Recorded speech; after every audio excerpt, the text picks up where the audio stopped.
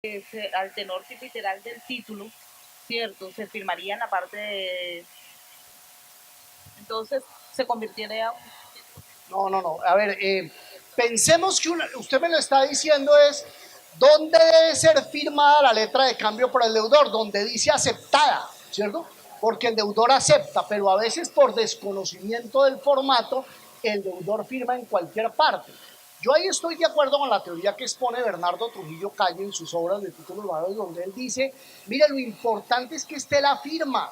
A veces no importa que estén en lugares diferentes o en el anverso, lo importante es que esté la firma, porque la obligación cambiaria, dice el Código de Comercio, deriva su eficacia de la firma puesta en el título de valor y de su intención de hacerlo negociable de acuerdo con su ley de circulación, de su entrega con la intención de hacerlo negociable de acuerdo con su ley de circulación. Por lo tanto, cuando usted firma en cualquier parte del título de valor, pues usted está firmando para comprometerse, y al entregar, pues está habilitando al acreedor para que haga hábil esa letra independientemente del lugar donde esté firmado. Ahí en eso, hace muchos años hubo, ustedes recordarán, una interesante debate entre Gilberto Peña Castellón y Bernardo Trujillo Calle, que está por ahí en unos libritos de tenis que se llama Falacias y Falacias de algunas falacias, en donde hay posiciones encontradas al respecto, pero hoy en día prácticamente es un tema superado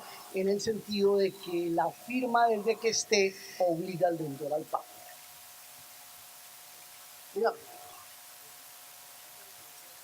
ya vamos para allá. Es que esos son documentos en blanco. Ya vamos para allá. Pero por ahora dejemos este. Ahora, vamos a ver. Pensemos un caso que se presentó en el Tribunal de Bogotá muy interesante, en donde una persona inició el proceso ejecutivo por el cobro de una obligación condicional sin probar el cumplimiento de la condición, sino simplemente afirmando que la condición se había cumplido. El juez libra mandamiento de pago, se notifica al deudor, el deudor alega que no se ha aprobado el cumplimiento de la condición, sistema viejo, y dentro del término probatorio del proceso, el acreedor prueba que la condición sí se ha cumplido. Y llegamos a dictar sentencia. ¿Es claro el ejemplo? Es decir, que el cumplimiento de la condición no se prueba con la demanda, sino que se prueba dentro del curso del proceso. ¿Cómo resolveríamos eso? Fíjense que en el sistema viejo, ¿cómo se resolvió? Diciendo, el título ejecutivo tiene que estar estructurado desde el momento de la presentación de la demanda. Por lo tanto, cuando la prueba del cumplimiento es posterior, no estaba estructurado el título, y como no hay proceso ejecutivo sin título ejecutivo, terminamos 5 años después resolviendo eso en contra del acreedor. ¿Está claro? Ese era el sistema del viejo código. En el nuevo código se consideraron estos aspectos y se dijo, mire, hay que limitar la posibilidad de alegar aspectos meramente formales a una oportunidad inicial. Y esa es la razón por la cual el nuevo código dice que los defectos meramente formales del título tienen que alegarse mediante recurso de reposición contra el mandamiento de pago, y como lo vamos a ver más adelante, si no se alegan, el tema queda saneado y no se puede volver sobre él posteriormente, hasta el punto de que los jueces no pueden decretar de oficio en la sentencia excepciones relacionadas con defectos formales que no fueron invocadas por el deudor. Por una razón que estudiamos en la comisión, que se aplica también al proceso monitorio y en general a los procesos declarativos de los ejecutivos, que es que el silencio consolida el derecho del acreedor. El silencio en el nuevo Código General de Proceso tiene una mayor significación. Por lo tanto, cuando el deudor no alega, acepta en el caso del cobro de obligaciones. Pero es una idea que está presente en muchas normas del código. Cuando el demandado no objeta el juramento estimatorio, acepta. Cuando el apelante no interpone o no exterioriza reparos contra la sentencia de primera instancia, es porque acepta esos aspectos respecto de los cuales no invoca reparos.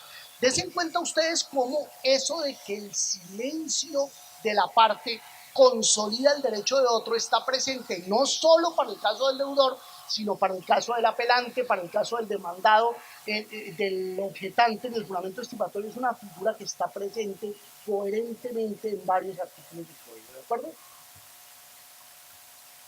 Asientos, registros y papeles domésticos. El cuadernito de que hemos hablado tantas veces aquí, yo estoy seguro que el doctor lo va a cambiar por un iPad o por un computador, ¿no? Eso se llama la resistencia al cambio, ¿sí? Entonces, dice el 263, los libros de cuentas, recibos y papeles diferentes a libros de comercio hacen fe en contra del que los ha elaborado, escrito o firmado, no a su favor. Es una regla general muy propia del sistema de tarifa legal anterior del código. Está diciendo, miren, que esa norma debió haber desaparecido del nuevo código, porque es una norma muy prevista en el tema de que usted está declarando aquí, pero que usted lo que declara solo es prueba cuando comporta confesión. Es una norma más propia del sistema anterior que del nuevo. Hoy en el nuevo más bien diríamos que vamos a mirar lo que usted tiene anotado aquí, lo apreciaremos de acuerdo con las reglas de la sana crítica, lo miraremos en el sentido de que generalmente usted escribe lo que le conviene, pero eventualmente lo que usted escriba apreciado en conjunto, aunque sea a su favor, puede ser creíble. Entonces esa norma de tarifa legal debieron haber sido actualizadas, pero reitero, a veces entramos a esta discusión y Jairo sacaba su manita y decía, sí, y le hacíamos caso a maestro mandado. A ver, en materia de título ejecutivo vamos a adentrarnos un poco más al título ejecutivo. Y para adentrarnos un poco más al título ejecutivo, yo les pido que tengan en cuenta lo siguiente. Hasta el siglo V, los documentos contractuales no prestaban mérito ejecutivo. Usted tenía para poder ejecutar antes del siglo V que tramitar un proceso declarativo o lograr la confesión del deudor. Pero a partir del siglo V, los notarios españoles se inventaron lo que se llama el pacto ejecutivo, que algunos llaman pacto de Guadiatio, que era una cláusula que le incluían a los contratos de acuerdo con la cual este contrato presta mérito ejecutivo. Y entonces a partir del siglo V se aceptó que además del declarativo previo o la confesión, los documentos donde estuviera pactado que prestaban mérito ejecutivo, prestaban mérito ejecutivo. Miren ustedes que hasta el siglo V, entonces, los documentos prestaban mérito ejecutivo, no por lo que probaran, sino por lo que dijeran. Y de hecho la cláusula, para los que no alcanzan a leer allá atrás, decía, la cláusula era una cláusula de estilo, decía, damos poder a todos y cualesquiera jueces y justicias ante quien la presente carta fuere presentada, para que sobre lo contenido en dicha carta se haga ejecución en nuestra persona y nuestros bienes, porque estábamos todavía en fase personalista, manus indirectio, así tan cumplidamente como si contra nosotros fuese dada sentencia definitiva por juez competente y fuese por nosotros consentida y pasada con autoridad de cosa juzgada. Algunos abogados que siguen en el siglo V siguen poniéndole a los contratos esa cláusula. Entonces dice, este contrato es claro. Pero eso siguió evolucionando y a partir del siglo XIII se estructuró la noción actual de título ejecutivo, según la cual los documentos no prestan mérito ejecutivo por lo que digan, sino por lo que prueben. Y por eso el artículo 468 del viejo código 422 del nuevo dice que presta mérito ejecutivo no el documento que diga, sino el documento que contenga la prueba plena de una obligación expresa, clara y exigible a favor de una persona y a cargo de otra. ¿Está claro eso? Pero entonces los señores italianos se preguntaron, oiga, cuando una persona tiene un documento, vamos a imaginar que yo tengo un documento, pero ese documento no es tan exigente, ¿qué hacemos? lo mandamos al declarativo o al interrogatorio de parte como prueba anticipada, que es lo que hace el código del año 70 y lo que le gusta a Hernán Fabio. Lo mandamos allá. Usted tiene título, y si no tiene título declarativo o interrogatorio, siglo XIII. Hernán Fabio no tiene tantos años, él es más joven, su mentalidad está ya en el siglo XIII, él es más joven, cuidado, para efectos de la grabación no estamos. Y ellos, los italianos, dijeron, no podemos hacer eso, no podemos mandarlo tan allá, inventémonos un camino para el acreedor que tiene un documento, pero ese documento no es un título. Y se inventaron el proceso monitor. Está claro, ese es el origen del monitor.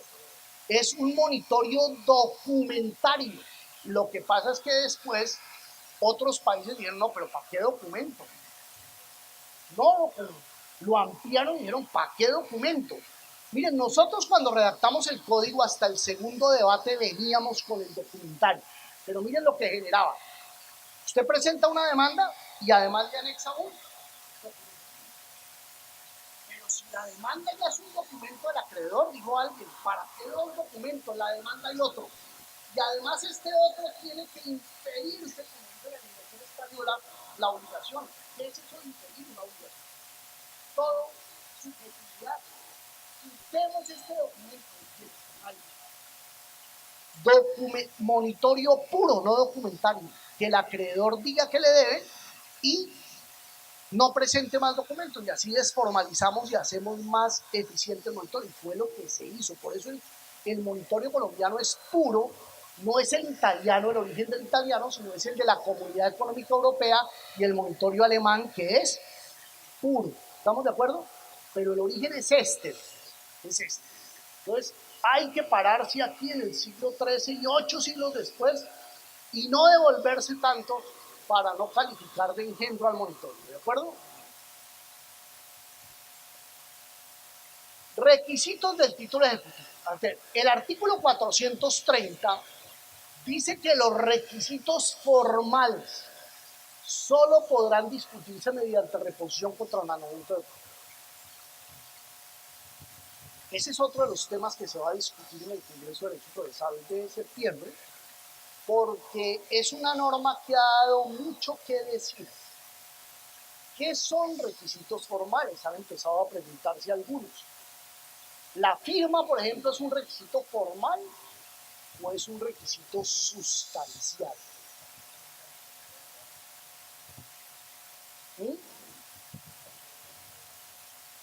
Fíjense, el tema tiene cierta...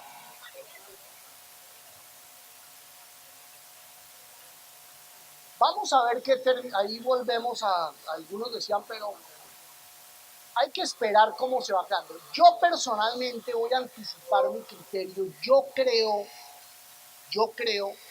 que en todo negocio hay una parte, entonces tiene una parte formal que es esta, el documento, que es el tema de lo que tiene que decir, la firma, todos esos son temas formales, y hay un continente dentro de ese contenido que es el negocio. Como lo vamos a ver ahorita en materia de títulos valores, que se aplica por analogía a títulos ejecutivos, hay una relación jurídica subyacente o negocio jurídico primario, que es el negocio de compraventa, de prestación de servicios, lo que sea. Y hay un negocio jurídico secundario que es meramente formal, que es en donde hemos incorporado ese negocio. Y eso es lo que tenemos que aplicar en este caso, porque si no, terminamos enredando y revolviendo lo sustancial con lo formal y no aplicando la norma. La norma lo que dice es, todas esas discusiones que sean de forma del documento se hacen empezando mediante recurso de reposición contra el mandato de pago. Si no se interpone el recurso de reposición contra el mandato de pago, el mandato de pago queda en firme y es definitivo formalmente. Ahora, otra cosa es que usted no deba, haya incumplimiento de nuestra parte, haya falta de legitimación y causa. Las cosas de fondo sí las vamos a resolver antes, que son las del negocio jurídico primario, pero no las del secundario, porque como su nombre indica, lo secundario es secundario, es temas de forma, y el código lo que quiso fue tomar partido por la efectividad de los derechos reconocidos en la ley, sustancial, no por las formas. Si el deudor quiere alegar que la firma suya no está, pues aléguelo mediante recurso de reposición, y si no lo alega, el tema queda saneado. Es lo que pensamos cuando redactamos esa norma. Por eso dice, no se admitirá ninguna controversia sobre los requisitos del título que no haya sido planteada por medio de ese recurso. Es que el deudor tiene toda la posibilidad de alegarlo. Y si no lo alega, su silencio consolida el derecho del acreedor. En consecuencia, dice la norma, los defectos formales no podrán reconocerse o declararse por el juez en la sentencia.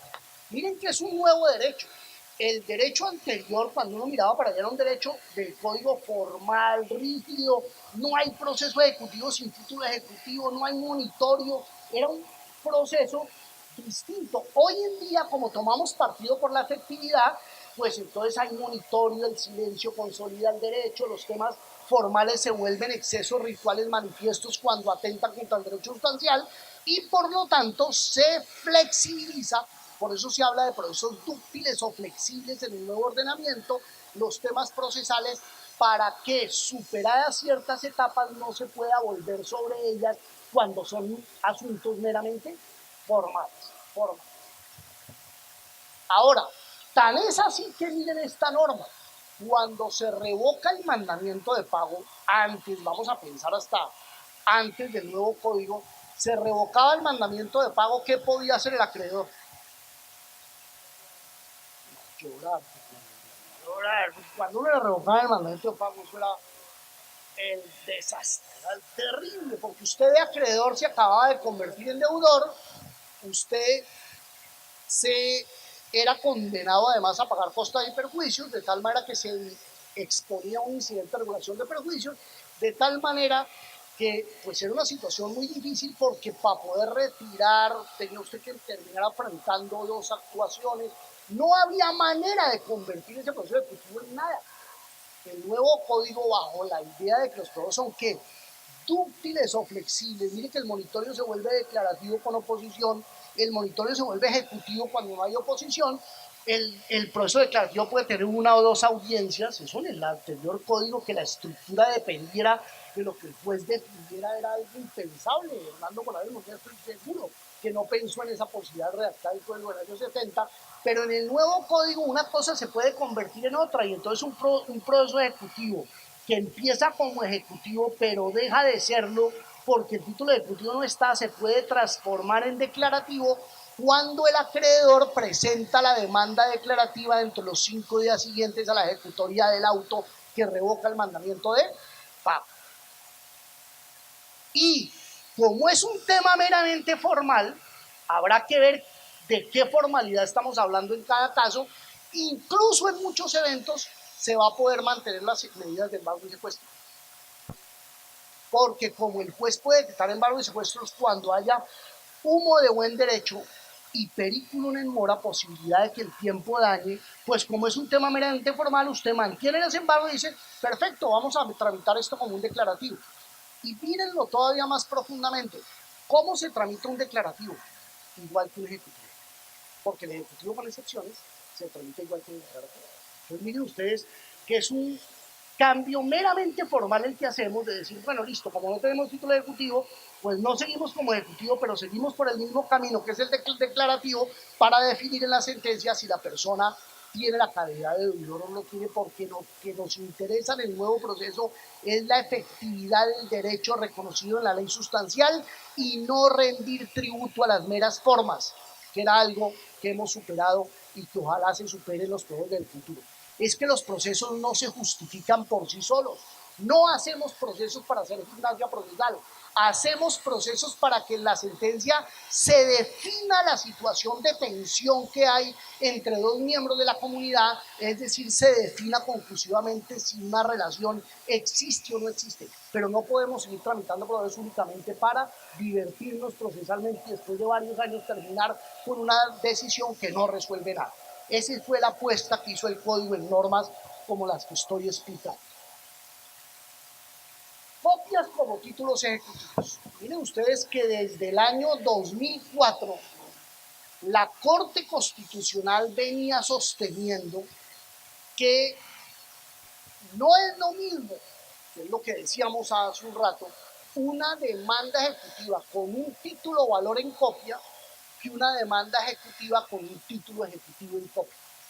Con un título valor no se puede tramitar una demanda ejecutiva en copia, pero con una copia de un título ejecutivo no hay ningún problema, dice la Corte Constitucional del año 2004, tramitar un proceso ejecutivo porque no hay ninguna norma que exija que los títulos ejecutivos se presenten en original, y más con la nueva norma del Código General de Proceso que insiste en este punto al disponer que las copias tienen el mismo valor probatorio que el original. En cuanto a las copias al carbón, que es un tema que ya ha venido desapareciendo poco a poco en la medida en que el papel carbón pues cada vez se usa menos. Usted todavía debe usar papel carbón, si usted usa papel, ¿ah?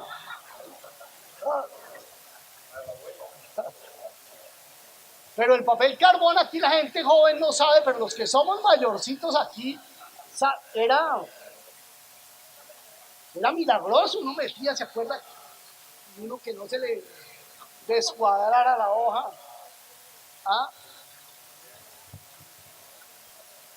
La Corte Suprema, perdón, el Tribunal de Bogotá, esto es un fallo del Tribunal de Bogotá de hace muchos años.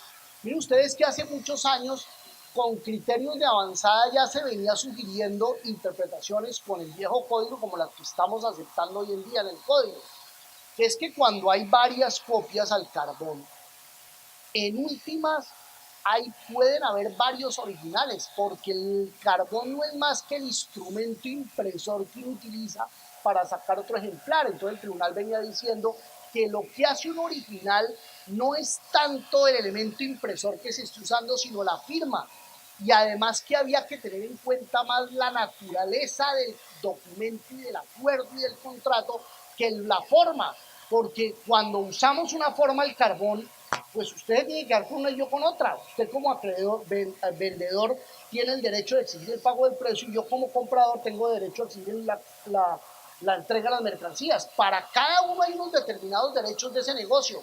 Nos agarramos a pelear a ver quién se queda con el primero, no, decía el tribunal, da lo mismo, porque es que el negocio mismo supone que cada uno se quedó con un original que incorpora los derechos que están a favor de cada uno, y por eso estas discusiones formales no deben llevarse, decía el tribunal, hasta el extremo de terminar obstruyendo o obstaculizando la efectividad del derecho sustancial. En esta sentencia también la Corte tocó el tema, o el tribunal, perdón, de la representación aparente o presunta, e insistió, es una sentencia que se consigue muy fácilmente pero es muy difundida, en el tema de la representación aparente que ya mencionamos.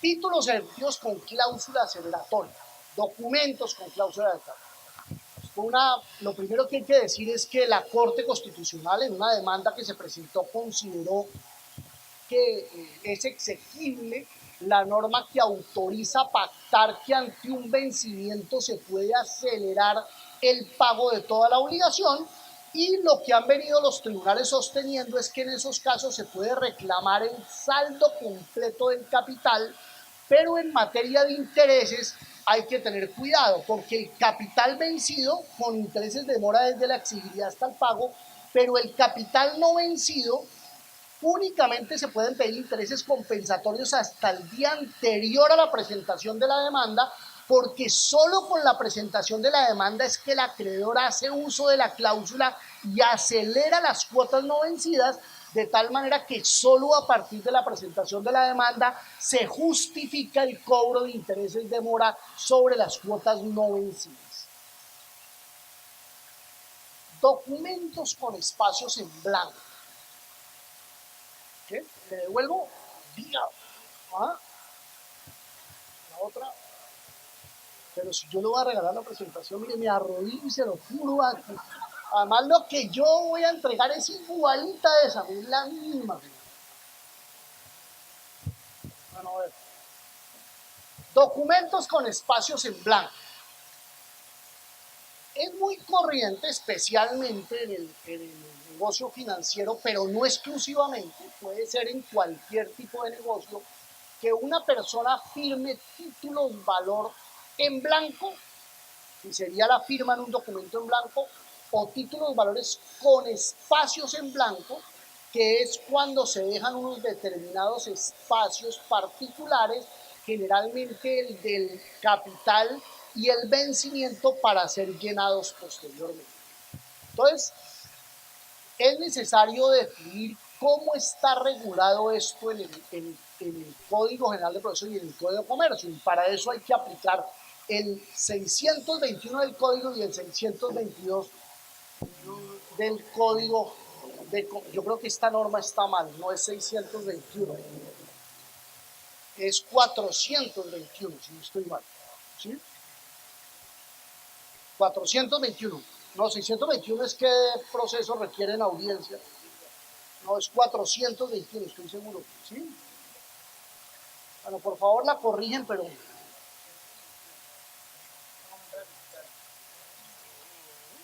No, no es entonces, pero digo cuál es. ¿Ah?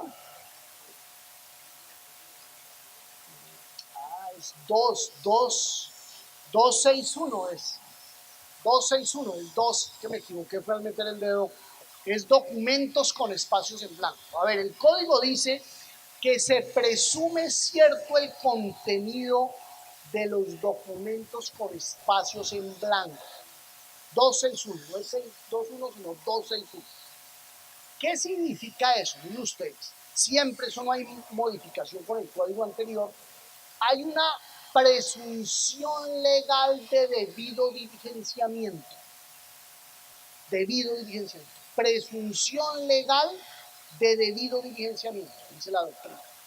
Es decir, que cuando al juez se le presenta un documento que tuvo espacios en blanco, pero ya no los tiene, porque el acreedor debe llenarlos antes de presentar el título para el cobro, se presume, presunciones, que lo llenó bien. Eso es lo que dice la norma. Se presume que lo llenó bien. Y por lo tanto, para poder obtener el mandamiento de pago con un pagaré de contragarantía o con una letra de cambio que tenía espacios en blanco, no es necesario alegar ni probar las instrucciones ni que ellas se cumplieron en el primer momento. ¿Estamos de acuerdo? ¿Por qué? Reitero, porque se presume cierto el contenido del documento. Ahora, eso no quiere decir que el demandado no pueda alegar, claro que puede alegar el demandado ese contra el diligenciamiento de ese pagaré. Y puede alegar dos cosas, que está aquí, que es la excepción que en general se llama abuso de firma y que puede ser inexistencia de instrucciones o violación del pacto de cobertura. Hay inexistencia de instrucciones cuando no hay instrucciones, como su nombre mismo lo indica, pero ya voy a afinarlo un poco más la explicación.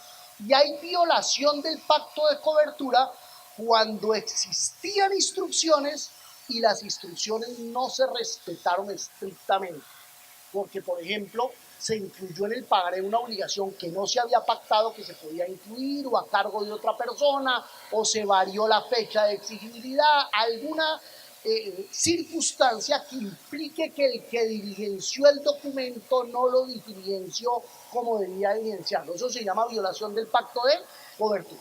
Ahora, tienen que haber instrucciones, ahí hay que distinguir. Si se trata del sector financiero, las normas que regulan el sector financiero obligan a los bancos a tener instrucciones y a entregarle al deudor una copia de la carta de instrucciones. Por lo tanto, hay normas que permiten interpretar que el sector financiero tiene que tener instrucciones formales en una carta, porque la carta hay que entregarle copia al deudor.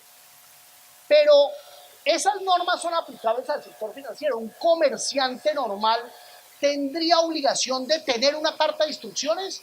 No, pero sí de tener instrucciones, que es diferente a tener una carta de instrucciones. ¿Qué es tener instrucciones? Es haber pactado yo qué voy a hacer con ese título. Si los dos hacemos un negocio, por ejemplo, de suministro de mercancías, y usted me firma una letra de cambio en blanco, pues seguramente está pactado implícitamente que yo estaré facultado para incorporar en esa letra de cambio todo lo que usted me resulte a deber, y la fecha de vencimiento que yo estoy facultado para colocar será la fecha que tengamos los dos pactadas de cortes para usted pagar lo que le corresponda respecto a mí como vendedor. ¿Estamos de acuerdo? Fíjense que yo ahí no tengo carta, pero ahí está pactado cómo voy a ganar el título. Claro que está pactado. En otras palabras, las instrucciones pueden ser consensuales, pueden estar implícitas en el negocio, en el desarrollo del negocio que celebran las partes, de tal manera que no necesariamente tenga yo que exigir una carta de instrucción. Pero el sector financiero es distinto, porque hay normas que regulan que tiene que tener instrucciones. ¿Estamos de acuerdo con eso? Ahora, las instrucciones tienen que cumplirse, claro. Cuando las instrucciones no se cumplen, se perjudica el título, porque el Código de Comercio dice claramente que el título tiene que ser llenado de acuerdo con las instrucciones recibidas para el efecto. No es posible ir a incorporar un pagaré, una obligación de una persona jurídica cuando era simplemente para una natural, o al contrario. Dígame, ¿alguien? Doctor, bajo la situación que usted está presentando, bueno, el tema de documentos de espacio en blanco y el tema que usted ha adoptado del pagaré, se presentan dos tópicos. El tópico sustantivo, que usted lo ha explicado últimamente, que se requeriría la carta de instrucción, pero como la tendencia de este Código General del Proceso es lo que usted ha explicado, las presunciones, entonces acláreme esto. En principio entiendo que de pronto se presentaría la demanda sin la carta de instrucciones, porque ese juez no sabe todavía cómo realmente fue se puede probar dentro del proceso realmente cómo fue el negocio. Entonces, en principio el tema es procesal, porque el Código General del Proceso va a la tendencia de la presunción. Me parece que después, dentro del proceso, ya se vuelve entonces un tema sustantivo, porque en ese caso el demandado podría seccionar, y entonces no, claro. El negocio no fue con carta de instrucción, entonces ahí se va a saber la verdad. Entonces ese era el punto, si estaba, sí, claro, si estaba bien en mi entendimiento, o si usted me aclara. Perfecto. A ver, yo presento la demanda con el pagaré diligenciado o la letra de cambio diligenciada. El juez, para librar el mandamiento, me puede exigir carta de instrucciones si es que se da cuenta que el título tenía espacios en blanco.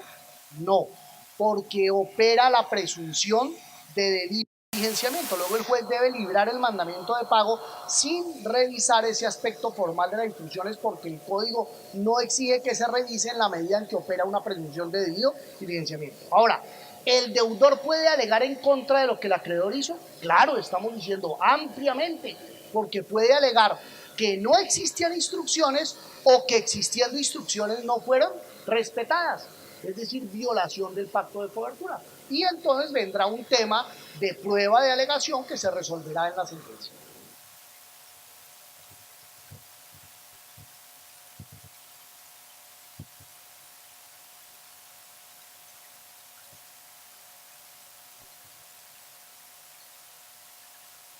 Pues el deudor principal no está obligado, porque la obligación cambiaria deriva de su eficacia de una firma puesta en el título de ahorro y su entrega con la intención de hacerlo negociable de acuerdo con la ley de circulación.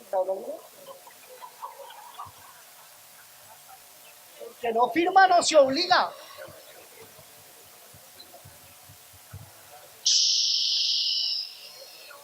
Por favor, señores.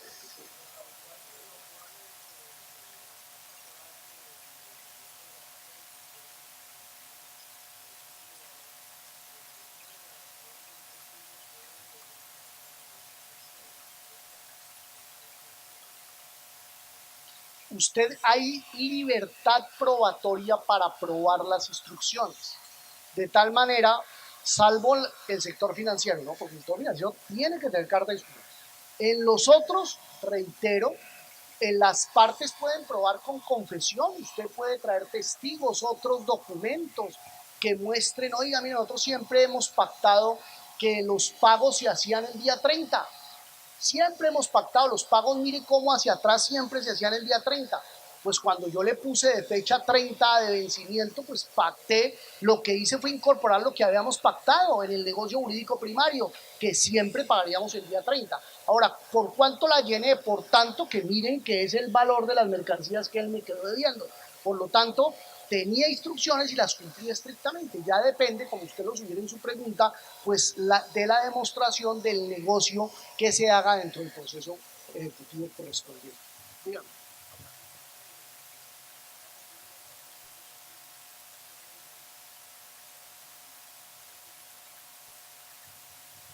Si usted logra probar que se viola las...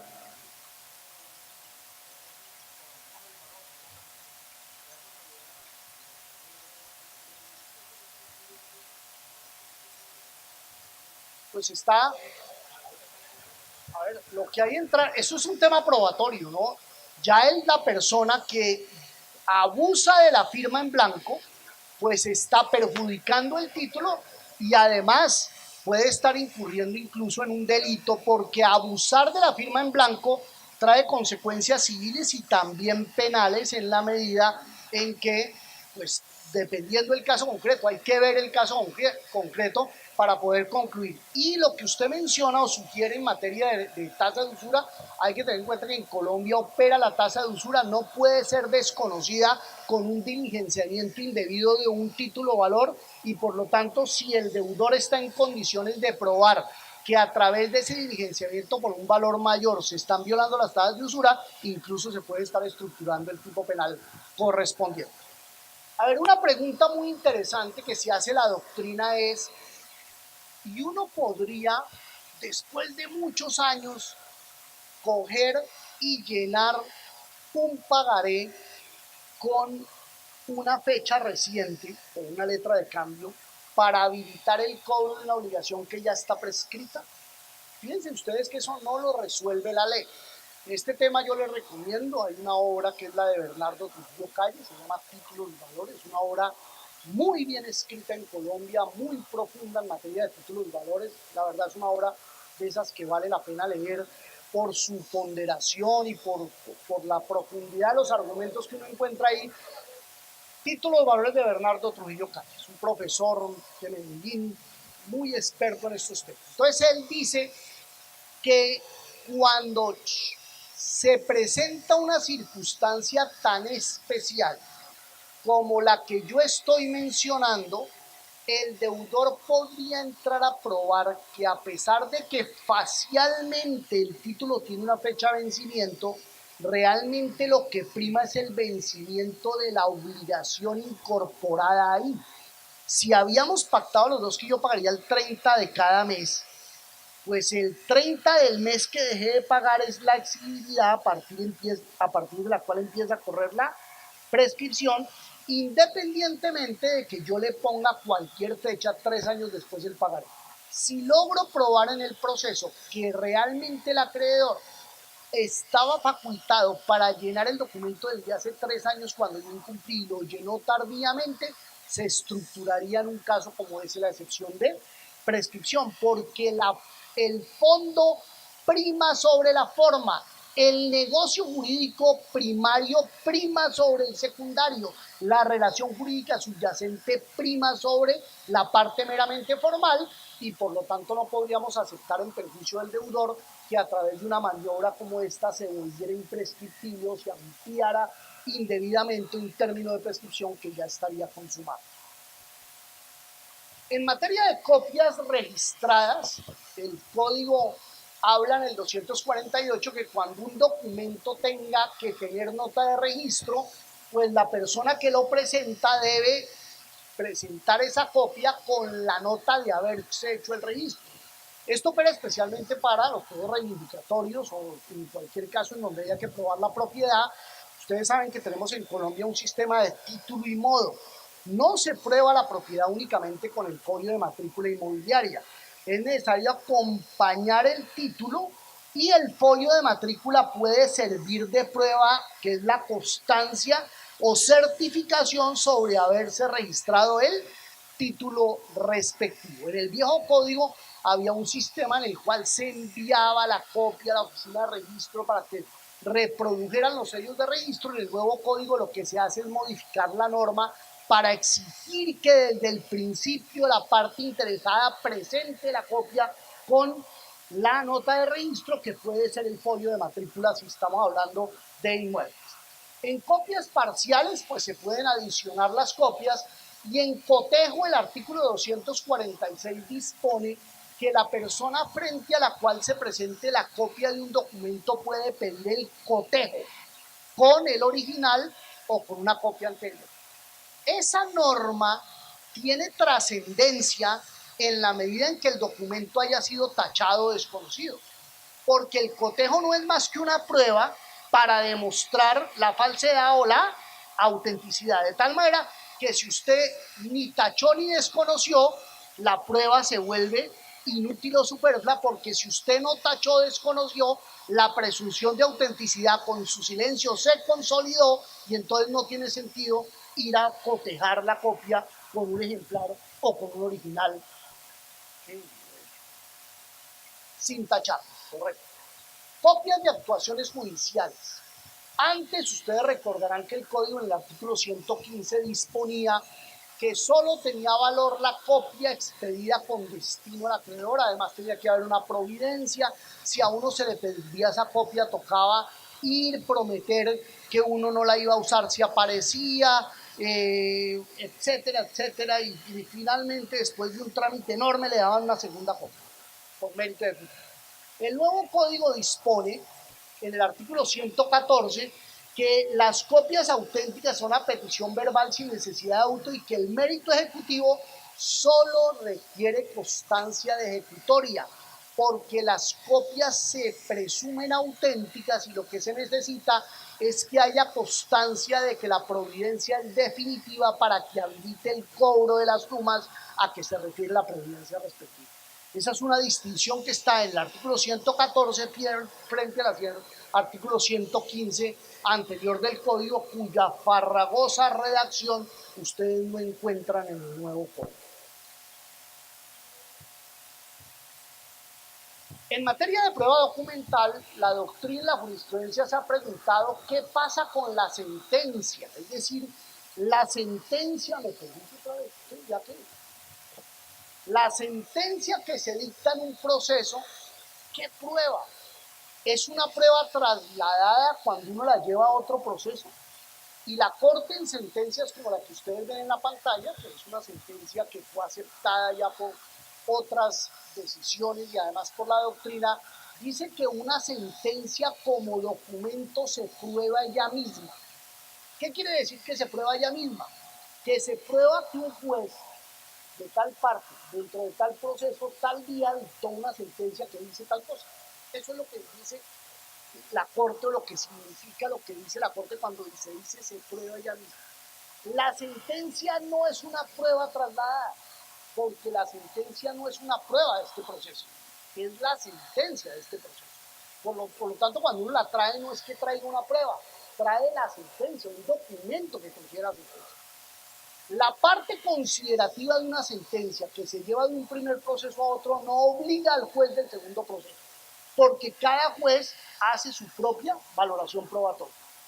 Además, cuando en la sentencia se menciona, por ejemplo, a folio 7 obra un documento que dice tal cosa, al traer la copia de la sentencia no traemos el documento.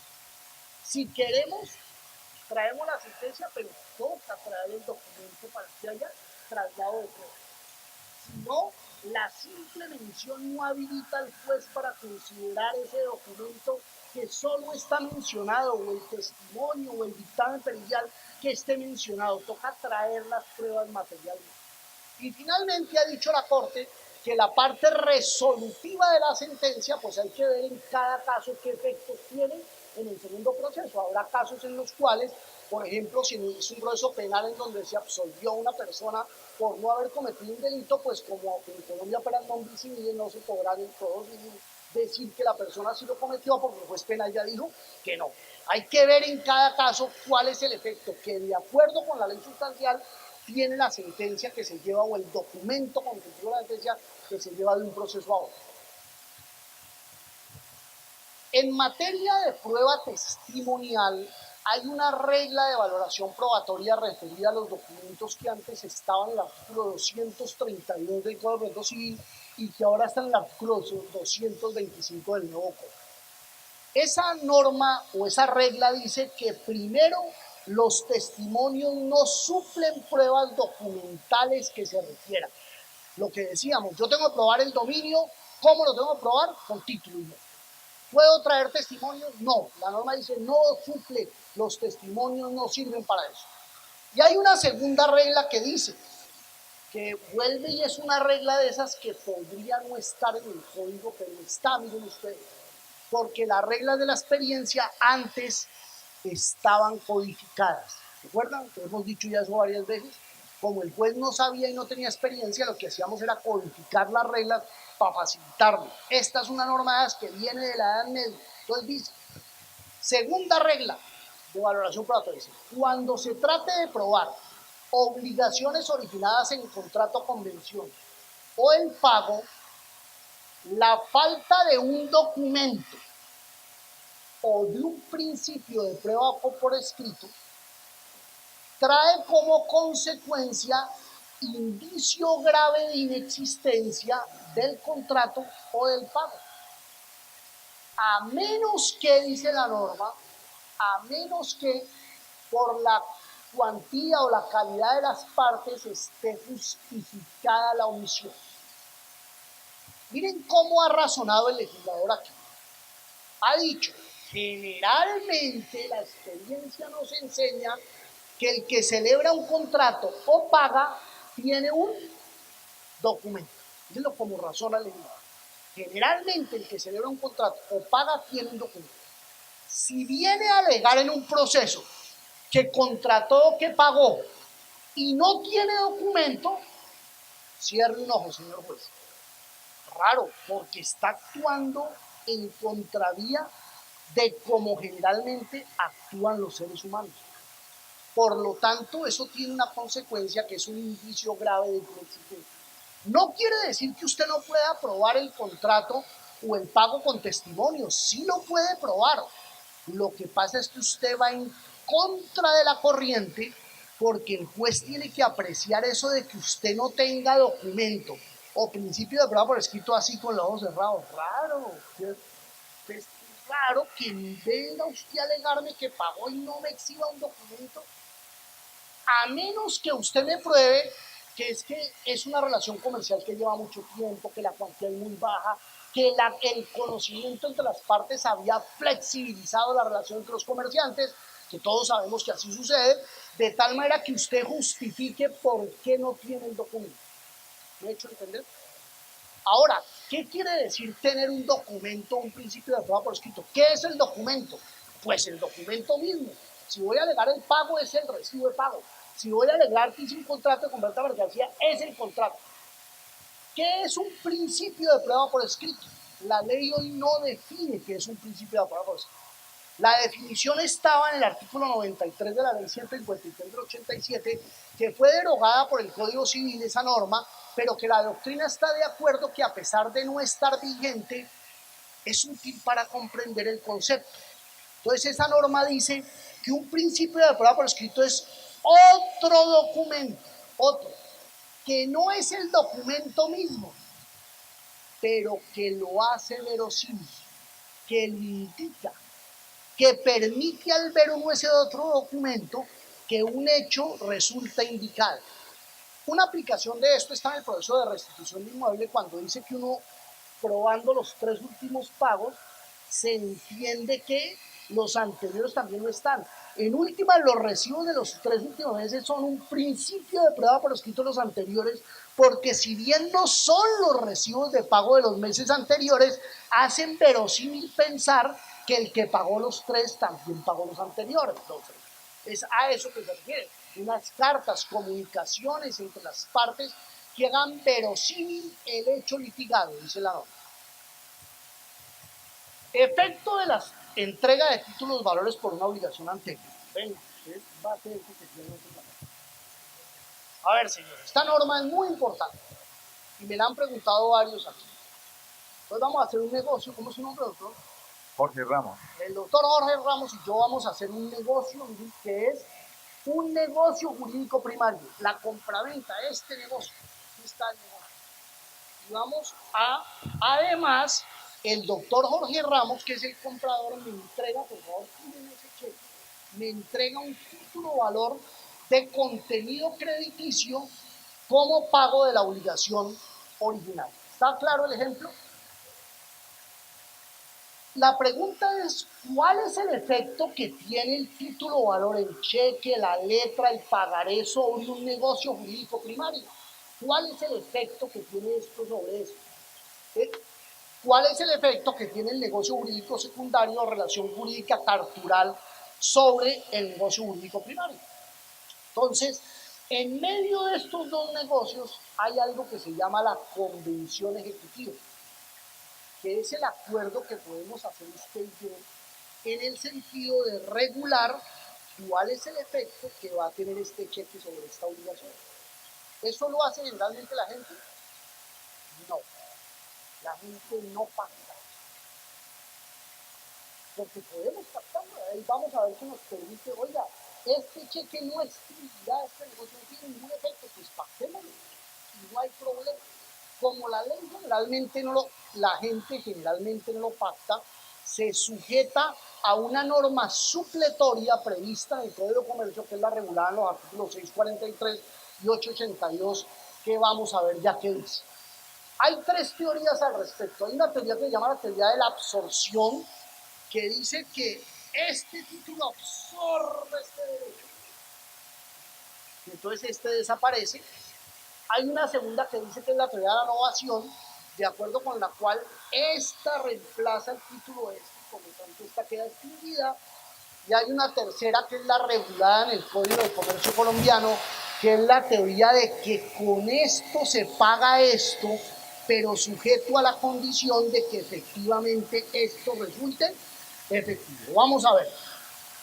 Dicen esos dos artículos. Yo los pongo aquí porque es que a mí nunca los sale y toca leerlos. Dice el 643. La emisión o transferencia de un título de valor de contenido crediticio no producirá, salvo que aparezca de modo inequívoco intención en contrario de las partes, y aquí está la